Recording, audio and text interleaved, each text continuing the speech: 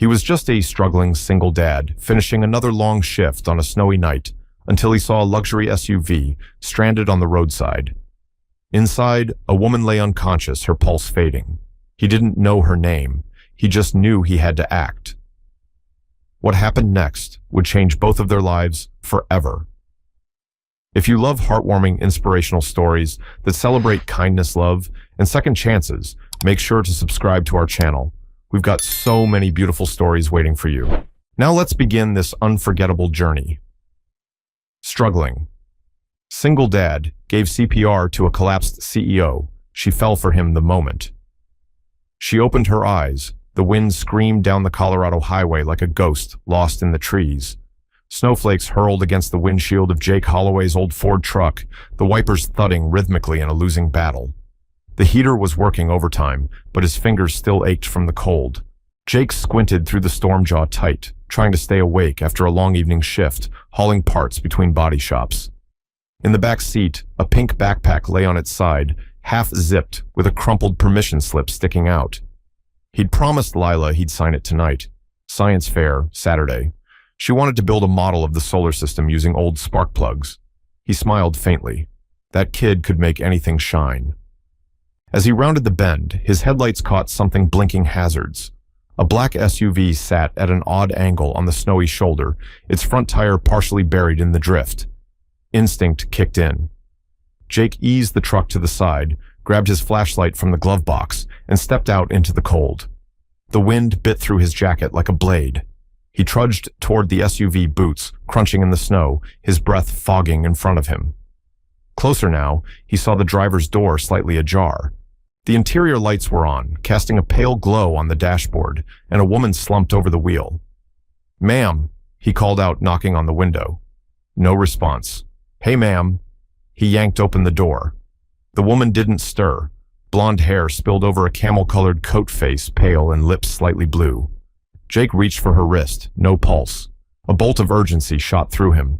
He set the flashlight in the snow, grabbed her shoulders, and pulled her gently out of the seat, laying her down on the snowbank, careful not to let her head thump. His mind raced. No cell service out here. Nearest help was miles away. He knelt beside her and started compressions, counting under his breath.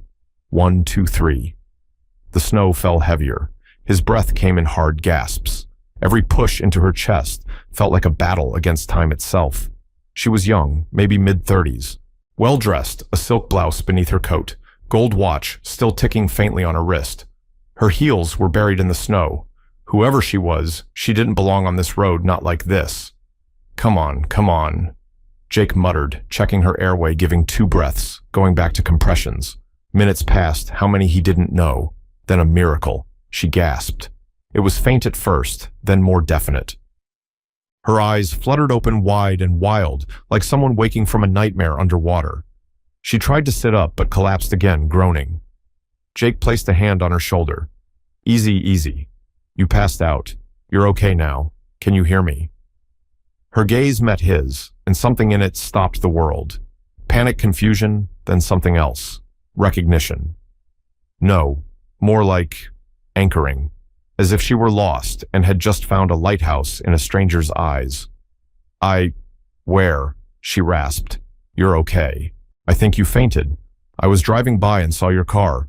He grabbed his jacket from the truck and laid it over her. "You're safe now. I'm Jake." She nodded slowly, struggling to catch her breath.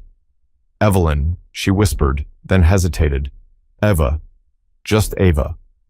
Jake looked around. Still no signal. He helped her into the truck, cranked the heat, then drove slowly toward the urgent care clinic 10 miles down.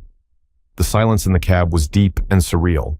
Evelyn Eva clutched his jacket like armor eyes, staring out the window, expression unreadable. She didn't ask questions, didn't talk. Jake respected that. Some silences were sacred. When they reached the clinic, the nurse rushed out, took over. Jake gave a brief explanation. "Found her unconscious by the road. No ID, says her name is Eva," then stepped back. "Sir, are you a relative?" the nurse asked. "No, just someone passing by." An hour later, after some warming fluids and basic tests, the nurse came back. "She's stable. Low blood pressure and dehydration. Might have been pushing herself too hard. She'll be fine." Jake exhaled, quietly relieved, but when he looked in on her, the bed was empty. Where, he asked. The nurse handed him something. She left this in your truck. Said she didn't want to cause trouble. It was a gold women's watch, small, elegant, engraved faintly on the inside, 2E. Love, always, Mom. Jake stood there holding it in the flickering hallway, light heart thudding. She was gone. No full name, no contact. Just a name that probably wasn't real, and a moment that felt more real than anything had in years. Back in the truck, he sat behind the wheel watch, still in hand, snow tapping lightly against the windshield. He could have just driven away, let it go. But something inside him knew better. People didn't just fall into your life like that for no reason. And some names, real or not, had a way of coming back, especially when you save someone's life, and they look at you like you just saved their soul. Jake Holloway had seen a lot in his 42 years, blown engines, busted knees, broken promises, but he'd never seen anything like the night before. Now, as the morning sun pushed through the clouds, melting yesterday's snow into slush along the sidewalks of Maple Ridge, Jake stood at his kitchen sink, the gold watch resting on the counter beside his coffee mug. Its face gleamed in the soft light. He hadn't slept much, just lay there hearing her gasp replay over and over her breath, returning like a second chance dragged back from the edge. Eva. He said it aloud once, as if the name might become real if he gave it voice. It didn't. It just hung there, hollow and half true. Lila shuffled in her oversized pajama shirt, dragging just above her knees. Her hair looked like a bird's nest, and her glasses were fogged up from sleep. "Did you sign my permission slip?" she mumbled, voice scratchy. Jake smiled faintly and handed it to her from the kitchen table. Signed, sealed, ready for science glory. She grinned, suddenly awake. "Awesome, Mrs. Camden says I can use real spark plugs if I wear gloves. You got any dead ones? I got a whole drawer of them in the shop. We'll turn Saturn into a V8 masterpiece." Lila blinked at the watch. "Whose is that?" Jake hesitated. "A lady I helped last night. She leave it." He nodded. Lila picked it up with a kind of reverence only children have for shiny things. "It's so pretty. Looks expensive." Jake took it from her gently. "It is. Which makes me think she didn't forget it." "Then why'd she give it to you?" Jake didn't answer right away. "Maybe she wanted to say thank you in her own way. But you don't even know her name." "Not really." Lila frowned, serious now. "Are you going to find her?" Jake looked at the watch again, then out the window, where the snow was slowly giving way to mud and early spring. "If it's meant to happen, it'll happen." He didn't say it out loud, but deep down, he wanted to believe that kindness, real, unforced, inconvenient kindness, had a way of circling back. By mid-afternoon, Jake had returned to the garage behind his house. The bay door creaked as he rolled it up, revealing a beat-up Chevy on blocks, an old Craftsman tool chest, and rows of shelves stacked with salvaged parts. It wasn't fancy, but it was his. He placed the watch carefully in a small velvet pouch and tucked it into the top drawer of his toolbox, beside an old photo of Lila as a toddler and a rusted bolt from the first car he ever rebuilt with his father. It belonged there for now. The days that followed were ordinary in the way that made them good. Jake juggled his delivery jobs, fixed up a neighbor's snowmobile, and made Lila grilled cheese sandwiches in the shape of stars. But every so often, he'd find his mind drifting back to the woman with the haunted eyes and the silk blouse buried in snow. Then, on the fifth day, something strange happened. A silver SUV pulled into his driveway just after lunch. Not the same one from that night, this one was newer, sleeker. From the driver's side stepped a woman in dark jeans and a navy wool coat, sunglasses, covering half her face. Jake wiped his hands on a rag, stepping out of the garage. "Can I help you?" "I hope so," the woman said. Her voice was lower than he remembered, steadier. "I heard you do restoration work on garages." Jake squinted. The voice was familiar, but the name she'd given Eva wasn't offered this time, and her posture was different, less fragile, more guarded. "I do small jobs," Jake said cautiously. "Mostly repairs." "You local?" "Not exactly, but I inherited a property from my mother nearby. It's been empty for years. I'd like to fix it up. Thought I'd start with the garage." Jake nodded, trying not to look like he was staring. "What kind of work are you thinking?" "Nothing fancy. Roof's leaking. Door doesn't close right. Probably some rot in the siding. I'll pay fair in cash. Just want it clean usable. Sentimental reasons. Jake paused. Something about her felt familiar, and yet new.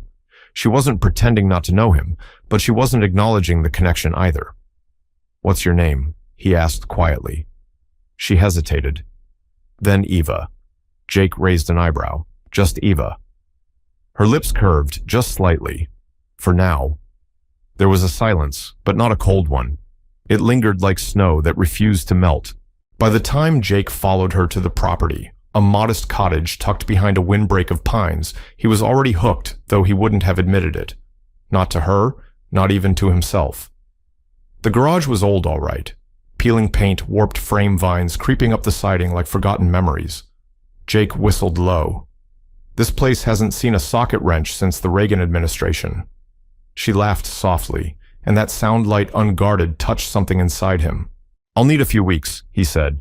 "Not just patchwork. If you want it done right, it'll take time." "I have time," she replied, "and I trust you." Jake's eyes narrowed. "You don't know me." Her expression grew distant. "Maybe I do." He opened his mouth to speak, but she was already turning toward the house. "I'll leave you to it then." Jake watched her disappear through the back door, then looked again at the garage. The job was real, but it was something else too. He didn't know what game she was playing. Maybe she was just grateful. Maybe she was lonely. Or maybe she was running from something no one else could see. Whatever it was, Jake wasn't sure if he should run toward it or away from it.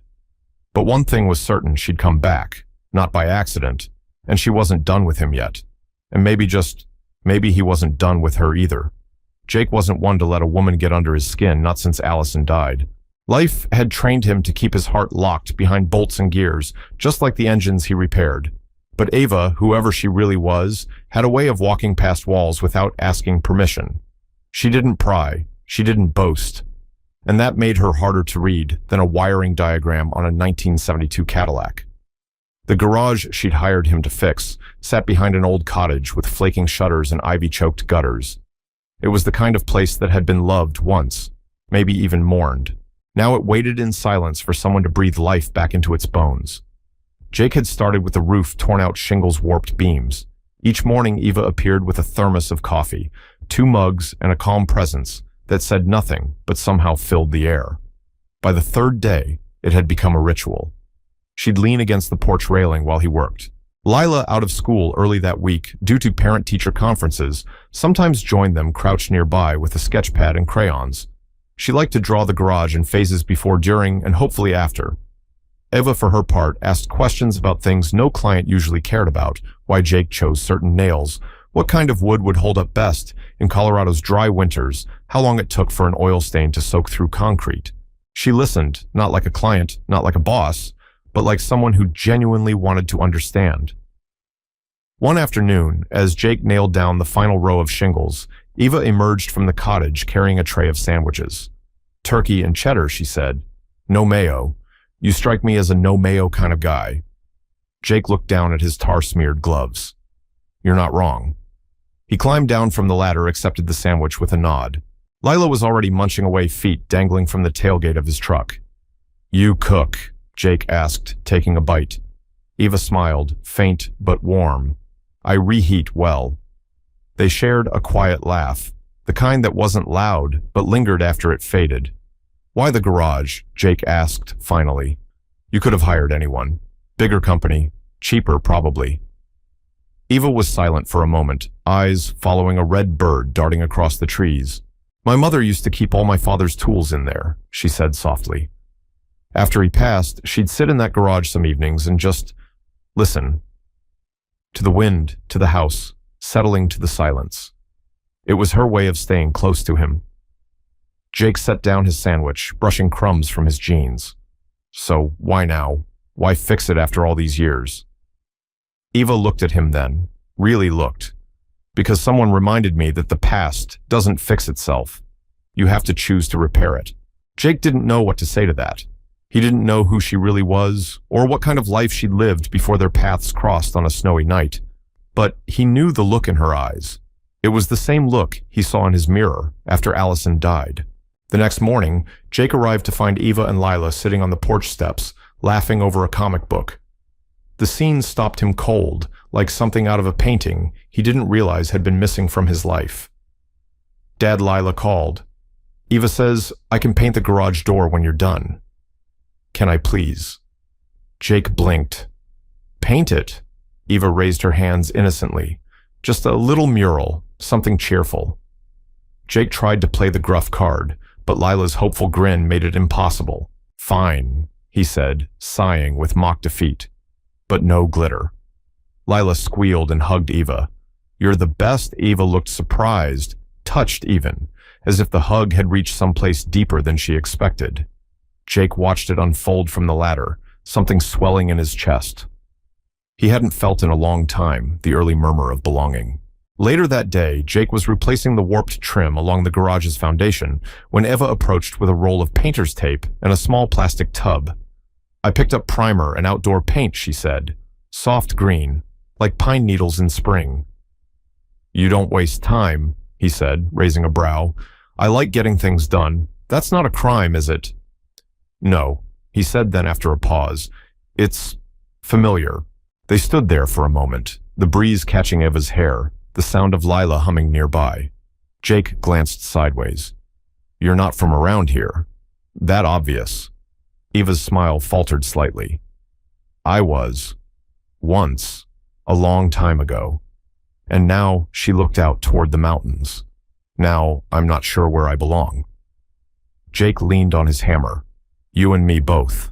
As dusk rolled in and Jake packed up his tools, Eva handed him a manila envelope. "What's this payment for the first week, with a little extra for Lila's mural paints?" Jake opened it, blinked. It was more than generous. "You don't have to tip me like that." "I'm not tipping you," she said gently. "I'm investing in something good." Jake stared at her, words caught somewhere between his chest and his throat. He wanted to ask her so many things, why she was really here, what she was running from, whether she remembered the night he saved her life. But instead he nodded. "See you tomorrow." Eva's gaze softened. "I'd like that." As he drove home, Lila dozing in the seat beside him, Jake glanced once at the rearview mirror. The cottage behind him was still and quiet, but something told him this story was just getting started. Not because of the job, not because of the money, but because somewhere in the silence of a broken garage, two people had started to repair something neither of them had words for yet. Something that just maybe could still be called hope. The week passed in layers, like the coats of primer.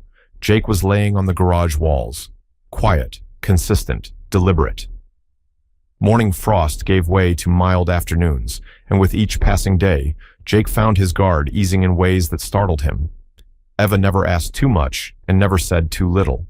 She brought coffee each morning in mismatched mugs from the cottage's dusty kitchen, and sometimes stayed late into the afternoon, helping him lift lumber or hold a ladder, steady, unbothered by splinters or smudges of dirt on her jeans. Jake tried not to notice how naturally she moved through the space, how her presence began to feel expected, like the creak of the old door or the smell of pine sawdust. But it wasn't just him. Lila had grown attached too. The child who once tiptoed cautiously around new people now reached for Eva's hand, without hesitation, tugging her toward crayon drawings or reading aloud from dog-eared library books. One afternoon, as Jake adjusted a new window frame, he heard the laughter. Real, unfiltered musical laughter Eva's. He looked over and saw Lila perched on a paint can, holding up a lopsided drawing of a bear driving a convertible through outer space. Eva was doubled over with laughter tears, forming in the corners of her eyes. "She says it's called Galaxy Bear," Lila announced proudly. Jake chuckled despite himself. "I don't know whether to be impressed or concerned." "You should be both," Eva said, wiping her eyes, still grinning. "She's got an imagination like a wildfire." Jake nodded. Gets that from her mother. The moment hung between them like mist. Eva didn't pry. Instead, she sat down beside Lila and asked, "What's the bear's next adventure?" And just like that, the weight dissolved. That evening, Jake stayed late to finish the trim on the south wall. Eva lingered, sipping her coffee, arms crossed as the sun dipped behind the ridge. He could feel her watching him. "You know," she said quietly, "you work like someone who doesn't like to stop." Jake didn't look at her, Idle hands make noisy thoughts. She stepped closer, her boots crunching the gravel. You ever let yourself rest? He finally met her gaze. I rest when there's nothing left to fix. Eva's eyes softened. But sometimes, fixing isn't your job. Jake lowered his hammer, slowly setting it down. That right, she nodded. Sometimes things need time, not tools. For a moment, they just stood there facing each other in the amber light. Jake exhaled. You talk like someone who's been through something. I have, she said, and I don't always know what to do with it. But this place, you and Lila, it's helping. Jake looked away, his throat tight. It's not much. It's more than you think. The next day was Saturday, and Lila insisted it was mural day. Jake had picked up a few cans of outdoor paint from the hardware store, soft greens, deep blues, a pop of bright yellow. Eva arrived, wearing an old sweatshirt with the sleeves rolled up and paint already smudged on her cheek. I got ambitious, she admitted, grinning, tested the brushes on the cottage steps. Jake squinted at the colorful swirl of leaves and stars across her sleeve. Looks like the universe sneezed on you. Thank you, she replied with a mock bow. High praise. Together they mapped out the garage door mural, Lila sketching Eva, filling in outlines, and Jake pretending not to enjoy any of it as he supervised from a folding chair. The mural came to life with surprising speed, a tree in the center with its roots wrapping down toward the foundation branches, reaching toward the sky. Each branch held something personal, a wrench, a book, a toy rocket, a sunflower. Tiny details that Lila insisted mattered. When they paused for lunch, Jake brought out sandwiches and sat with Eva beneath the half-finished artwork. You ever paint before, he asked. Not since I was a kid, she said. My mother painted, not professionally, but with passion. Every wall in our house had a story on it. Jake nodded, watching her eyes drift toward the horizon. She died in this house, didn't she? He asked. Eva looked down at her hands. She did, 2 winters ago. I couldn't make it in time. I'm sorry. She'd been sick for a while. I told myself I was too busy, too many deadlines. And by the time I cleared the calendar, her voice cracked. The silence was louder than anything I'd ever known. Jake let the silence settle. He knew that kind of guilt, the kind that curled up in the corners of your soul and refused to leave. My wife died in a hospital bed, he said finally. Brain aneurysm. 1 minute she was holding Lila's hand, and the next, he shook his head. I couldn't fix it, and I fix everything. Eva looked at him, eyes shimmering. Maybe some things aren't meant to be fixed. Maybe they're meant to be carried. Jake nodded slowly. Maybe. For a while they just sat there side by side, neither trying to outcomfort the other, and somehow that made it healing. That evening, after Lila fell asleep in the truck on the way home, Jake carried her to bed and returned to the living room, sitting alone in the quiet. He glanced over at the velvet pouch in the drawer, the one that held the gold watch Eva had left behind that first night. He hadn't returned it. Something told him not to rush that. Instead, he picked up the drawing Lila had left on the table, the mural plan color-coded with scribbled notes. In the center of the tree, Lila had drawn a heart. Inside it, 3 initials L-J-E. Jake smiled faintly, the warmth of it settling into his chest like a fire long unlit. He didn't know where this thing with Eva was going, didn't even know who she really was, not yet. But he knew how it felt, like something worth rebuilding. And for the first time in years, Jake Holloway dared to believe that maybe, just maybe, something good was coming back to life. The mural was nearly complete by Tuesday. It stood like a declaration on the side of the once-forgotten garage, bright, bold, and entirely alive. The tree's branches now carried new additions. Lila had painted a tiny bird's nest tucked among the leaves, and Eva had carefully added a set of initials, hidden in the roots ones she didn't explain. Jake didn't ask. He didn't need to. Some things were sacred. That morning, he was setting new hinges on the garage door when Lila came bounding down the gravel path from the cottage, clutching a newspaper she'd picked up from the corner store with Eva. Dad, you gotta see this, she shouted, winded from running. It's her. Jake looked up from his drill, who Lila unfolded the newspaper with the urgency of a child delivering the gospel. The front page bore the photo of a poised, elegant woman stepping out of a black SUV surrounded by press. The headline read, "Evelyn Carter returns after mysterious absence." Carter Global CEO breaks silence. Jake froze. He didn't need to read the article. He didn't need to look at the byline or read the interview quote beneath the photo. He didn't even need to see the face clearly. He already knew. He'd known from the night she opened her eyes in his arms. He just didn't want it to be true. Eva Evelyn stood on the porch, watching as Lila handed Jake the paper. Her expression was unreadable, hands clasped tightly behind her back. "I guess I don't need to explain," she said softly. Jake slowly set down his tools. "No, you don't." But silence, it turned out, was heavier than truth. "I wasn't hiding it to trick you," she added. I wanted one place in the world where I wasn't a headline, where I could breathe." Jake stared at the photo. "You're the CEO of Carter Global." "I was," she said. "I stepped back. I needed space. The world I lived in, it stopped feeling like my own." Jake looked up, eyes sharp. "So you used a fake name, came to a town where no one knew you, hired a guy who couldn't Google past page 1. Let my daughter open up to you." "Jake, was any of this real?" The words weren't angry. They weren't even cold. They were something worse, quiet, measured, full of the kind of disappointment that had nothing to do with the headlines and everything to do with trust. Eva took a step closer. Every part of it was real.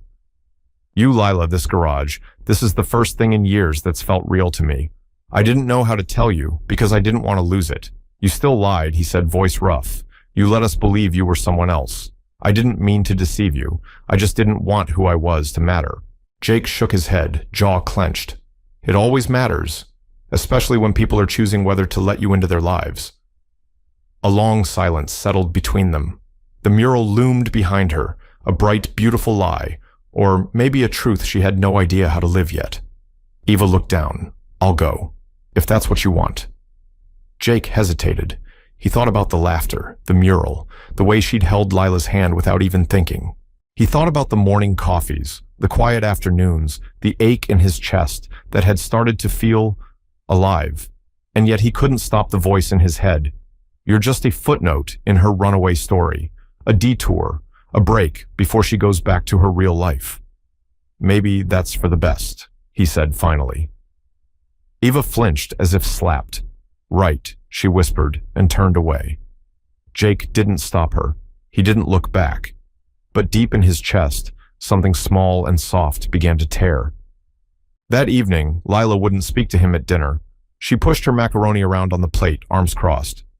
"Sweetheart," Jake said gently, "you know I had to." "No, you didn't." Jake leaned forward. "She didn't tell us who she was, Lila. She didn't lie." Lila shot back. "She just wanted to be normal." "You always say that's what you want too." Jake sighed, raking a hand through his hair. "It's not that simple." "Maybe it is," Lila said, her voice quiet now. "You liked her. I know you did. And she made me feel like I wasn't just a kid with a single dad and a sad story." Jake looked down at his plate. The silence between them was suddenly enormous. That night, after Lila went to bed, Jake stood in the garage alone. The mural was nearly finished, but it felt incomplete now. Hollow. A shell of something once beautiful. He walked to his toolbox, pulled open the top drawer, and stared at the velvet pouch. The gold watch still gleamed. He turned it over and reread the engraving, "To E. Love, always Mom." It was never a mistake. She had meant to leave it with him that night, and that somehow made everything worse, because it meant she had trusted him right from the beginning, even when she had nothing left, even when she didn't know if he'd ever find out. Jake let out a long breath and whispered, "What have I done?" In her hotel suite in Denver, Evelyn sat alone on the balcony wrapped in a blanket, eyes unfocused, as city lights blinked below her. The press had their story. The board had what they wanted. Carter Global would keep moving with or without her, but none of it mattered. She reached for her phone, scrolled through the photos. One caught her breath, a blurry shot of the mural, Lila mid-laugh, Jake's arm slung around her protectively. She stared at it for a long time before setting the phone down. She didn't know if Jake would forgive her, but she knew one thing. She couldn't go back to who she was before. Not now, not after him, not after them. And tomorrow, no matter how much it hurt, she would begin to make it right. The mornings felt different without her. Jake woke to the same sun pouring through the kitchen window, the same hiss from the old coffee pot, the same quiet shuffle of Lila feeding the dog. But the house felt emptier than it had in years, not louder, not colder, just hollow. Eva was gone, and in her absence, every detail became an echo. Her mug still sat on the garage workbench, a faint lipstick stain on the rim. Her gloves, borrowed during a cold morning, were still folded neatly in the passenger seat of his truck. Lila's sketchbook remained open on the dining table, mid-drawing a tree with 3 initials in the roots. Jake closed it gently. He'd told himself it was for the best, that people like her didn't stay, that maybe none of it was real. But now that she was gone, none of that logic brought him any peace. Lila had grown quiet too. That morning as Jake drove her to school, she stared out the window, chin resting on her hand. The sun glinted off the horizon, but her mood didn't lift. "She's not coming back, is she?" she asked suddenly. Jake gripped the steering wheel tighter. "I don't know." She didn't mean to lie. "I know." Silence. Then Lila added, "You hurt her." Jake glanced over, caught in the softness of her accusation. "I think I hurt both of us." They didn't speak for the rest of the drive. Back at the house, Jake stood in front of the garage. The mural stared back at him like a memory that hadn't quite happened. The tree, the roots, the little hidden symbols, they weren't just art. They were pieces of something that had almost grown into a life. And now they were frozen in place. A story abandoned mid-sentence. He picked up his hammer. For a moment he considered covering it all, painting over the wall, erasing the color, burying the truth. But his hand didn't move. Because it had been real, every second, and no amount of denial would change that. That afternoon, Jake tried to keep busy. He fixed a neighbor's riding mower, delivered spare parts to the local mechanic, helped the elderly woman 2 doors down change a flat tire in her driveway.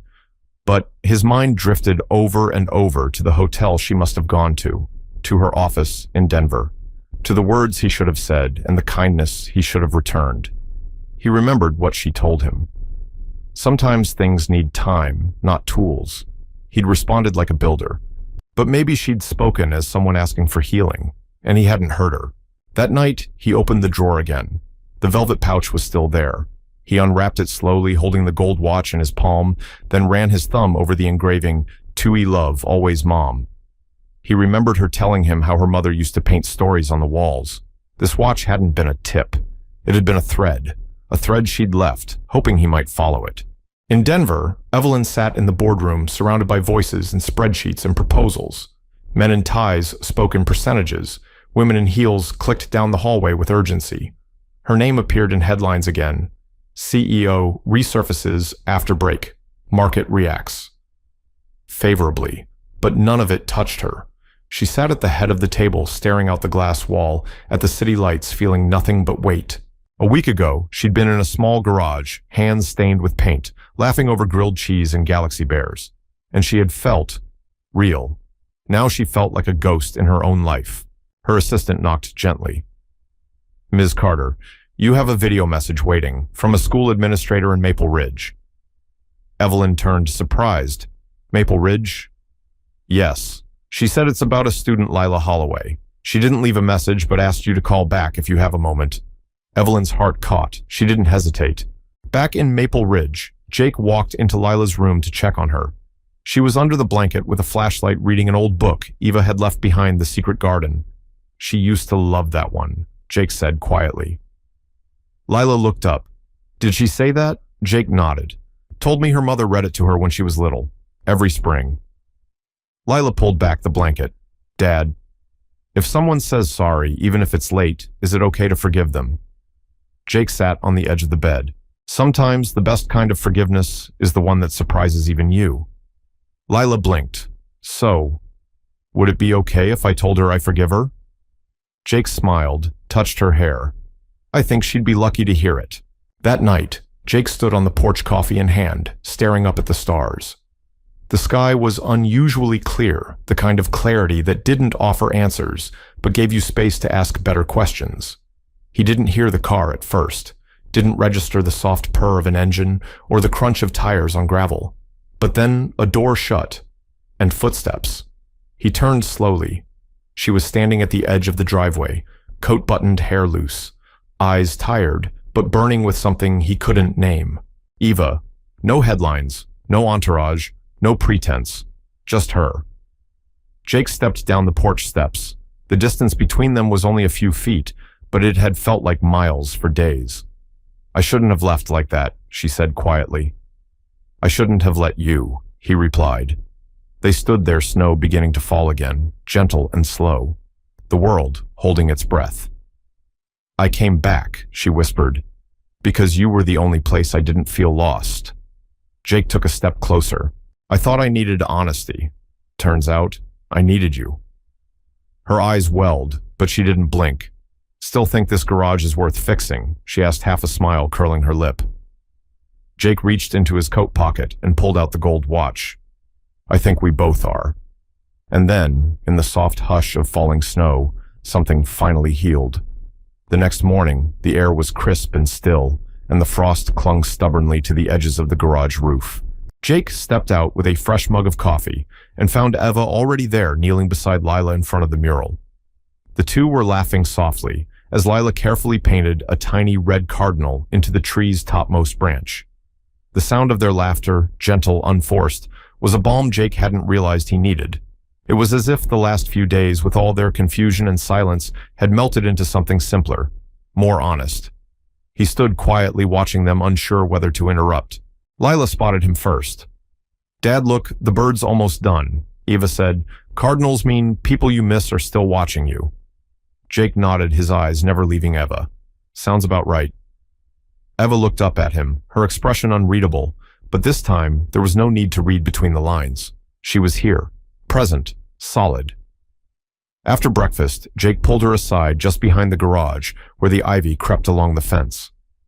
He reached into the pocket of his worn flannel shirt and handed her a small folded envelope. No name on it, just a soft crease where he'd opened and closed it a dozen times. Eva opened it carefully. Inside was a copy of a letter, handwritten on the school district's letterhead. A note from Lila's principal thanking the anonymous donor who had quietly paid for not only Lila's school supplies and lunch program, but also several after-school scholarships for students from single-parent homes. Eva didn't speak. Her fingers trembled slightly as she held the paper. Jake met her gaze. "I wasn't supposed to know, but I found out. Mrs. Penner thought it was me." Eva's voice was barely a whisper. "I just wanted to help. I didn't want you to feel obligated." Jake gave a slow nod. "You didn't do it for me. You did it for her. For the kids." Eva swallowed hard. "After my mom died, I kept asking myself what I could have done better. And I think maybe the answer is just to start doing better somewhere. Anywhere. That was my start." Jake reached for her hand. "Then you're already miles ahead of most." That afternoon, Eva joined him on a run to town, just errands, but it felt like something more. They moved easily together, Jake buying bolts and roof sealant, Eva chatting with the hardware clerk about weatherproofing techniques. They grabbed lunch from the deli on Main and shared sandwiches in the truck parked under an old elm tree. "Funny," Eva said, brushing crumbs from her lap, "I used to think quiet was something to avoid. In my world, if there wasn't noise, meetings, emails, strategies, I felt like I was doing something wrong." Jake chuckled. "Around here, quiet just means things are working the way they should. I think I'm finally learning that." She turned to look at him fully. "Jake, do you ever think about what comes next?" He hesitated. "You mean after the garage, or after the miracle of you showing back up? Maybe both." Jake leaned back in his seat, considering. "I think about it more than I let on. Lila's growing up fast. I want her to see that life's not just about fixing things that break. It's about building things that last. And you've started something here, Eva, whether you planned to or not." She was quiet for a moment, then softly, "So have you." That evening, back at the house, Jake found Lila sitting on the porch swing, holding a card she'd made from folded construction paper and glitter glue. On the front, a heart-shaped tree with 3 initials, L, J, and E, just like in the mural. "She's not like the other grown-ups," Lila said, eyes serious. "No," Jake replied, sitting beside her. "She's not. Do you think she'll stay, Jake?" Thought about it, about all the ways she could leave. The boardrooms, the press, the skyline that once belonged to her, and all the reasons she might choose not to. I think he said slowly that the people who matter most don't always come when you expect them, but they show up, and if you're lucky, they stay long enough for you to become better because of them. Lila nodded. Then I hope she stays forever. Jake smiled and kissed the top of her head. Me too, kiddo. Later that night, Jake stepped into the garage alone. The tools were put away, the walls freshly painted, and the scent of sawdust was slowly giving way to something warmer, like home. On the wall just beneath the mural, he'd added something. A small wooden plaque, handmade sanded, smooth, the lettering burned in by hand, restored with care, with hope, with love. He wasn't sure if it was a dedication, a memory, or a promise. But it was true. Eva joined him minutes later, holding 2 mugs of tea. Lila's asleep, she said. Took her 10 minutes. She said, Galaxy bears protect good dreams. Jake chuckled. That sounds about right. They stood together staring at the mural. For a long moment, neither spoke. Then Eva said, I don't want to leave again. Jake turned to her. Then don't. I mean it. I want to build something real. Here, with you, with her. Jake's voice was quiet but steady. You already have. And then no grand speeches, no declarations. They just stood there shoulder to shoulder, watching the painted roots on the wall spread deep into something far bigger than either of them. Not just a mural, not just a second chance, but the beginning of something that might just last forever. By early April, the snow had given way to soft rains and muddy boots. Wildflowers started peeking out along the fence lines, and the garage no longer looked like a forgotten relic of someone else's past. It looked like something lived in, cared for. So did Jake. He stood one morning on the porch with his coffee in hand, watching Eva and Lila in the driveway, their hair still damp from the drizzle.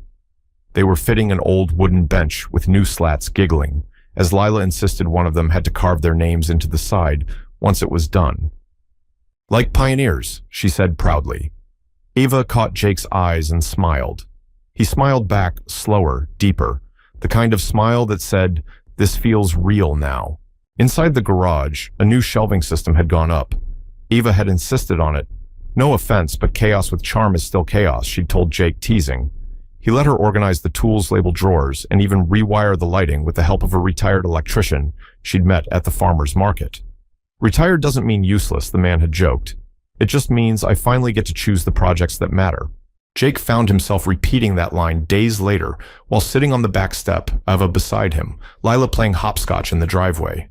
He wasn't sure when exactly the 3 of them had begun moving as one unit, but now that they did, everything else seemed quieter, steadier, and yet there were still decisions to make.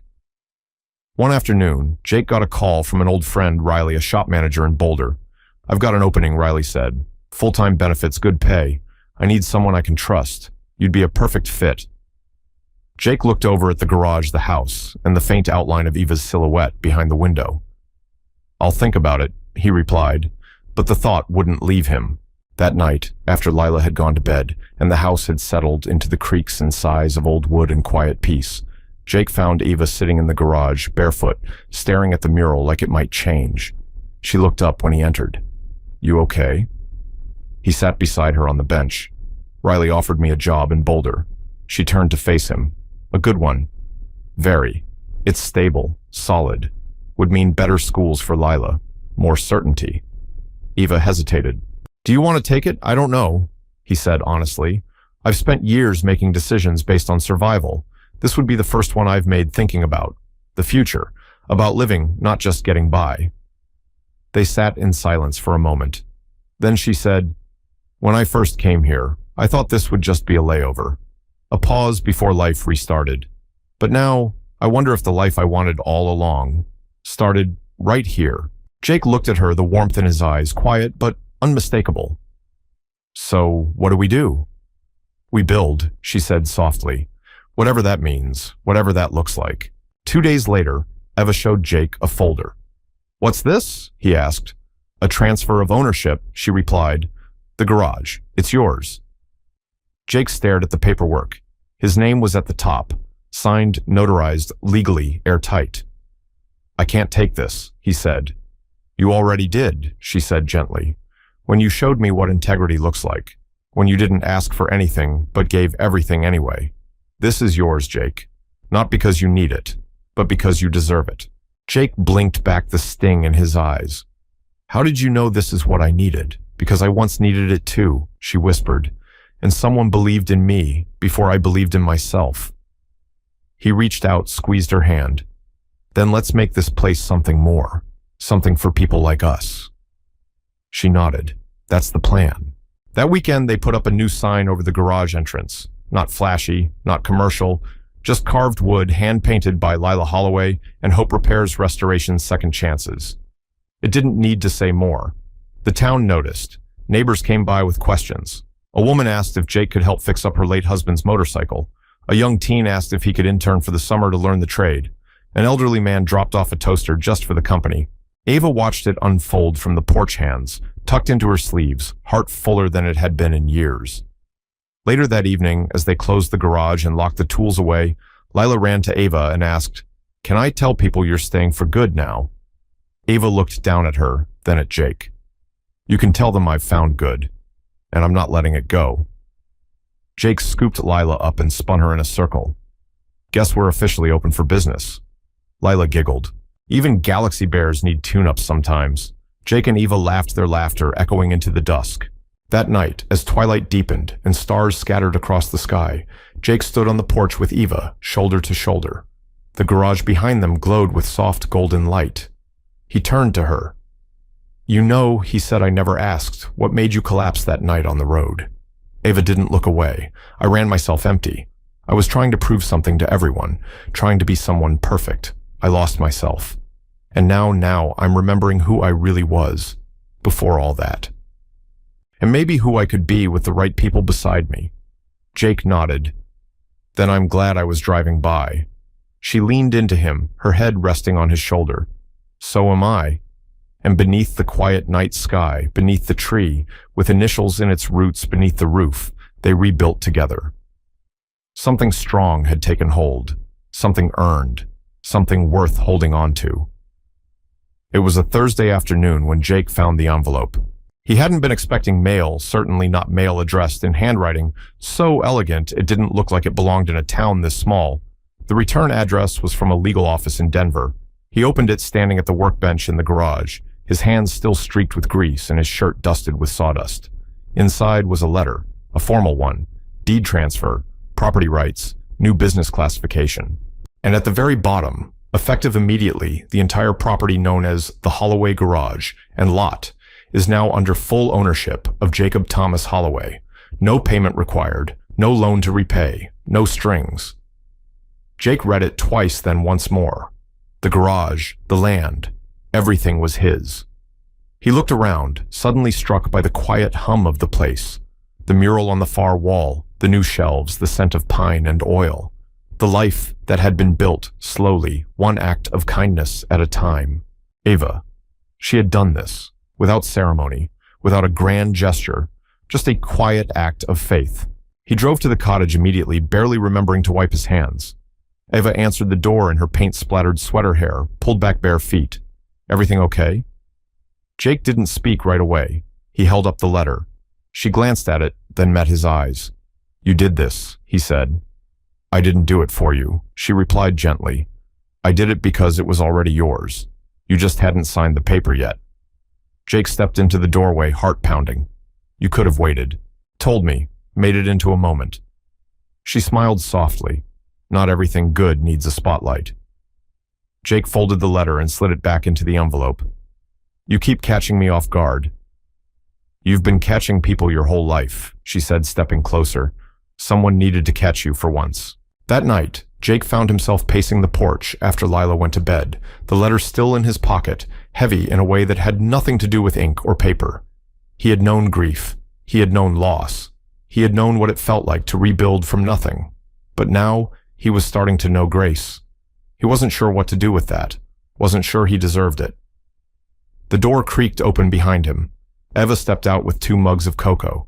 Not tea, not coffee. "Felt like something sweet tonight," she said, offering one with both hands. Jake took it, nodding. You're full of surprises." She sat beside him on the porch swing, the old wood creaking gently under their weight. "Do you ever wonder what your wife would think of all this?" Jake blinked. He hadn't expected that. "I think about her every day," he said. "Sometimes it's a memory. Sometimes it's just silence." Eva was quiet. Jake went on slowly. "She'd want me to keep living. She was never the jealous type. She had this way of seeing the good in people before they could see it in themselves. Then I think she'd be proud of you," Eva said. "Of what you've built. Of Lila." Jake nodded, eyes stinging. "I like to think so. And she'd want you to be happy again." Jake turned toward her, something opening in his chest he hadn't let breathe in years. "I think I'm getting there." The next morning, Jake walked to town with a purpose. He stopped by the hardware store, then the town clerk's office. He made a few quiet inquiries, signed a few papers. The man at the counter raised a brow. "New business name." Jake nodded. It's time it reflected what we're really doing. He left with a folder under his arm, a weight lifted from his shoulders. At the garage that afternoon, Eva was sanding a weathered bench when Jake returned. He handed her the folder with a grin. "What's this? Just read it." She opened it slowly. Inside, the official new name of the business, Holloway and Carter Restoration Works, specializing in more than repairs. Eva stared at it, then looked up, tears brimming in her eyes. "You put my name on it." Jake nodded. "Because you've rebuilt just as much as I have." She stepped forward, hesitant at first. "Jake, are you sure I'm sure of this?" he said, a voice steady. "This place isn't just mine anymore. It's ours. What you did for Lila, for me, for this town, you changed something here. Something in me." Eva reached for his hand. "You changed me too." Their fingers interlaced. That evening, the three of them sat outside, watching the sunset bleed into lavender clouds. Lila was curled up on the porch, with a book, Jake and Eva wrapped in a shared blanket. There were no headlines, no speeches, no photographers or boardrooms.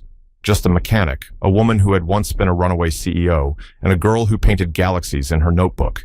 3 people, 1 home, and the kind of love that didn't need to be loud to be lasting. Later, as the stars came out, Jake whispered almost to himself, "I keep thinking about the night I found you. You were barely breathing. And now," Eva leaned her head on his shoulder, "now we're both breathing easier." He smiled. "I didn't know CPR would lead to all this." Eva grinned. "Maybe that's the thing about saving someone, you never know which one of you is actually being saved." And beneath the hum of summer's early promise, they held each other close, no longer running, no longer repairing, but building something whole. The grand opening wasn't grand by any typical standard. There were no red ribbons, no stage lights, no brass bands. Just a handmade banner strung between 2 poles, Holloway and Carter Restoration Works, come as you are. The parking lot was full by noon. Word had spread quickly around town. People didn't just come for repairs. They came to witness what the place stood for: second chances, quiet kindness, and the rare warmth of people who meant what they said. There were old couples holding hands, teenagers in dusty baseball caps, and single moms balancing toddlers on their hips. The community showed up not out of obligation, but because they knew this wasn't about business. It was about belonging. Jake stood near the front with Lila on one side and Eva on the other, a paper cup of lemonade in his hand, nerves buzzing under his skin. He wasn't used to attention. He wasn't used to being the reason people gathered. But today, he wasn't just a guy with a wrench. He was something more, something rooted. Eva squeezed his hand gently. "You look like you're about to bolt." He chuckled. "I might, if I thought I had anywhere else to be." She leaned close, just enough for him to feel the smile in her voice. "You don't. This is yours." He looked around at the laughter, the mural, the half-eaten pie on the folding table, the father and son crouched over an antique radio, asking if it could be saved. "This is ours," Jake said. A few hours later, after most of the crowd had gone, a tall man in a pressed navy suit stepped out of a silver sedan parked across the street. His gait was polished posture, rigid, every detail in place, except his face, which showed a flicker of something neither cold nor warm: recognition. Jake was standing near the mural, helping a young girl refill her paintbrush water, when the man approached. Eva was just exiting the garage, wiping her hands on a rag. She froze. The man smiled stiffly. Evelyn. Jake felt Eva's hand slip from his slowly. "Hello, Victor," she said quietly. Jake didn't like the way Victor looked at her, like he knew her story better than she did, like he expected her to fall back into the mold she'd broken. "I saw the article," Victor said. "You've certainly made a splash down here." "It's not a splash," Eva replied evenly. "It's a life." Victor gave a short, dry laugh. "You walked away from Carter Global, from everything, and now you're what, running a garage?" Jake stepped forward, calm but grounded. "She's not running it." "We are." Victor gave him a once-over. "And you must be the mechanic." Jake nodded, among other things. Eva took a small step forward. "Why are you here, Victor? Because the board wants you back." "Because this," he gestured at the modest building, the kids running around the mismatched folding chairs, "is not the Evelyn Carter we know." "No," Eva said, her voice steady. "It's not. It's the one I've become, the one I like." Victor's brow furrowed. "You're throwing away your legacy." She shook her head. "No, I'm rewriting it." Victor's face hardened. "The company's not going to wait forever." Eva offered a quiet smile. "It doesn't have to. I'm exactly where I belong." He opened his mouth to respond, then seemed to think better of it. With a curt nod, he turned and walked back toward the car. Jake watched him go, then turned to Eva. "You okay?" She nodded slowly, eyes still on the fading car. That was the last echo. "I've been carrying that weight for too long." Jake tilted his head. "And now," she looked at him, "now I'm free." That evening, the garage was quiet again. The banner flapped lazily in the breeze. Empty pie tins littered the back table. Lila was fast asleep on the porch swing, a smear of frosting on her cheek. Jake and Eva sat beneath the mural, sharing the last slice of apple pie from a paper plate. The stars were out, and the town had returned to its usual hum. He looked over at her, seeing her not as the woman he'd rescued on a snowy night, or the CEO who disappeared, or the mystery with secrets. He saw her as the person she was now, present, grounded, luminous, in a way no photograph could ever capture. "I thought I was just a pit stop," Jake said quietly. "A detour on your way back to power." "You were never a detour," she whispered. "You were the place I was trying to find all along." They sat in the soft silence that followed one that didn't need to be filled. The next morning, a small article appeared in a Denver Business Digest. Carter Global finalizes leadership restructuring. Former CEO Evelyn Carter declines return. Focuses on community-based ventures in Colorado. No photo, no scandal, just a short note, easy to miss. But for those who knew the full story, it said everything. Later that week, Lila stood in front of her class with a handmade poster titled, "What Home Means to Me." She pointed to a drawing of the garage, the mural, and the three of them beneath the painted tree. "Home," she said, "is where you get to start again, and where people choose you every single day." The room was quiet. Then came the applause. Back at the garage, Jake was under the hood of an old Buick when Eva approached with 2 iced coffees and a grin. "Lila's teacher called," she said.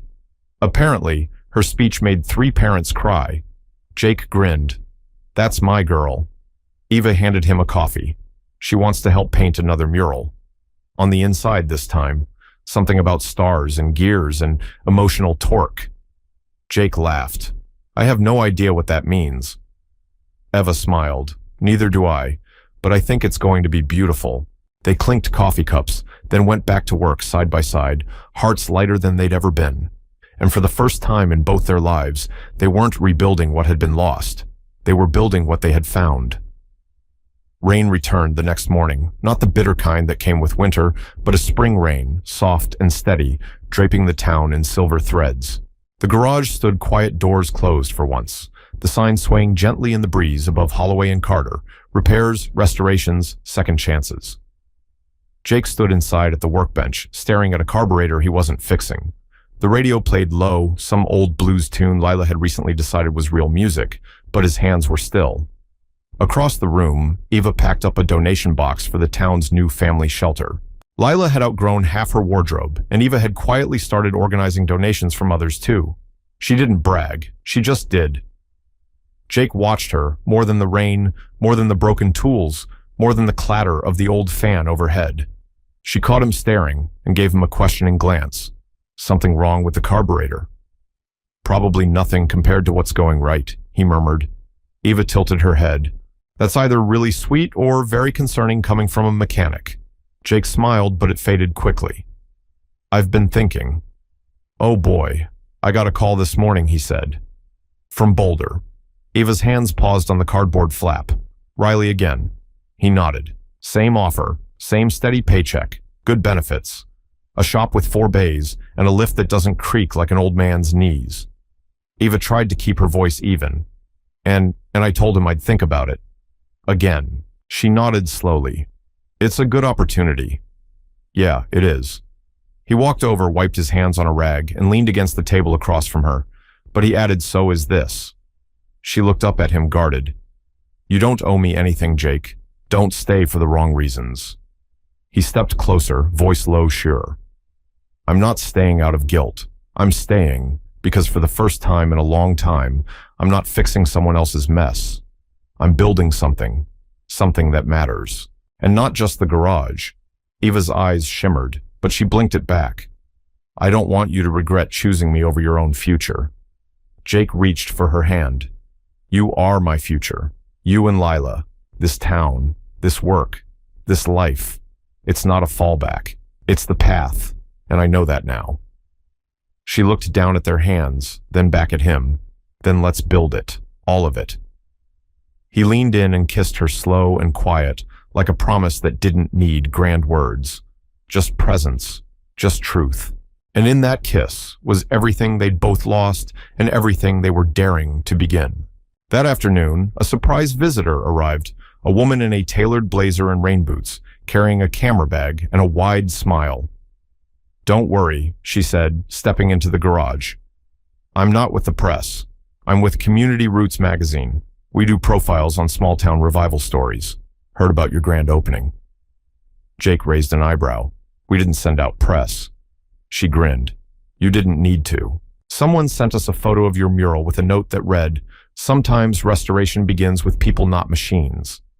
Eva shot a look at Lila, who was trying very hard to look innocent, as she adjusted the scarf on the bench she'd just styled like a display. The reporter interviewed them for nearly an hour, photographing the mural, the plaque, the workspaces. When she asked Jake what made this garage special, he answered without hesitation. It's not about the parts we fix. It's about the people we see. We give each other permission to be whole.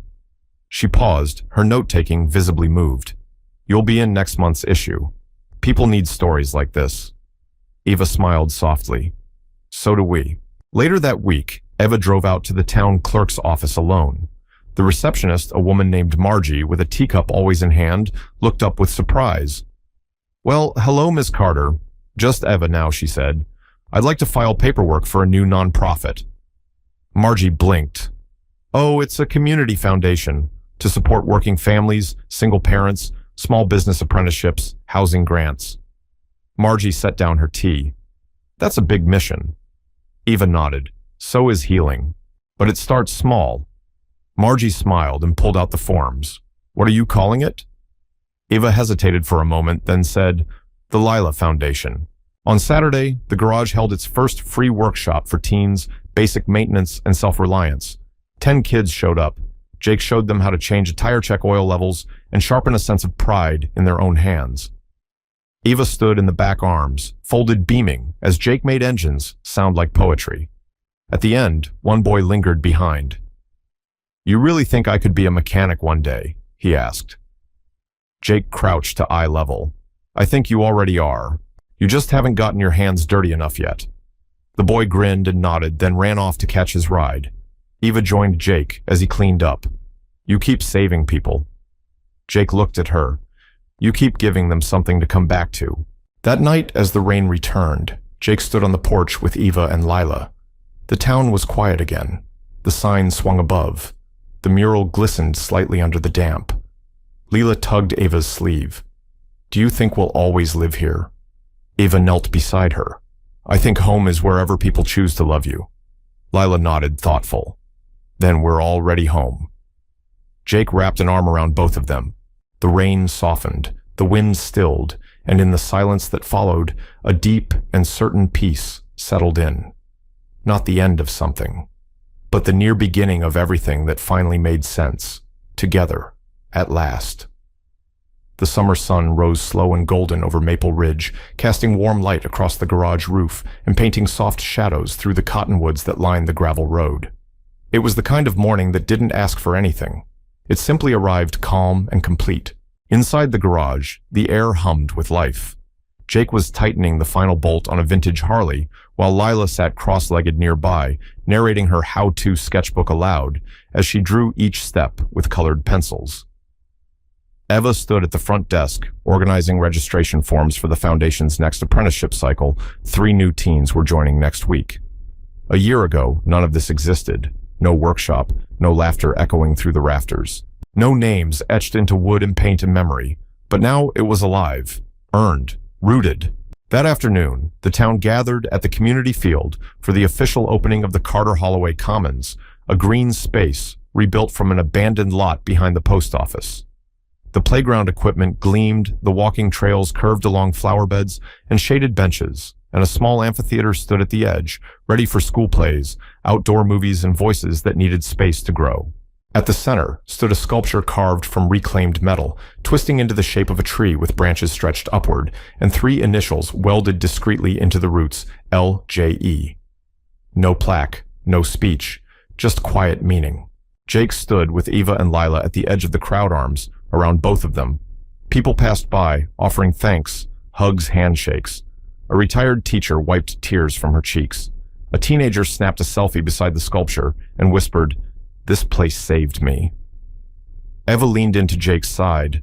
"I still wake up some days expecting it all to disappear." He kissed her temple. "I used to think good things were temporary, but now I think they just take time to grow." She nodded. "And the right people." Lila tugged on Jake's hand. "Can I go get lemonade with Maisie?" "Go ahead, sweet pea. Stay where I can see you." Lila ran off, laughing barefoot in the grass. Jake watched her go, then glanced at Eva. "She's blossomed here. She always had it in her," Eva said. "She just needed a little peace to grow into it." "So did I," Jake said softly. Eva turned to him, hand slipping into his. "So did I." That evening, the town's first story night was held at the garage. The old bay doors were rolled open benches, and blankets scattered across the floor, string lights glowing above. Neighbors brought folding chairs, casseroles, lemonade, and memories. Kids ran barefoot under the mural, and Lila read the first story, a tale about a galaxy bear, of course. Then came a quiet moment. Jake stepped up, not because he planned to speak, but because the moment asked him to. He stood in front of the mural with one hand on the heart-shaped tree and the initials inside. "I don't have a prepared story," he began, his voice carrying in the hush. "But I have a truth." Eyes turned to him, some smiling, some misty. "There was a time I thought I was just meant to fix things that were broken. Engines, furniture, my life. I thought if I kept my head down, worked hard, and stayed out of the way, maybe nothing else would fall apart." He looked toward Eva, who watched him not with pride, but with love. "But then someone came into my life who didn't need to be fixed.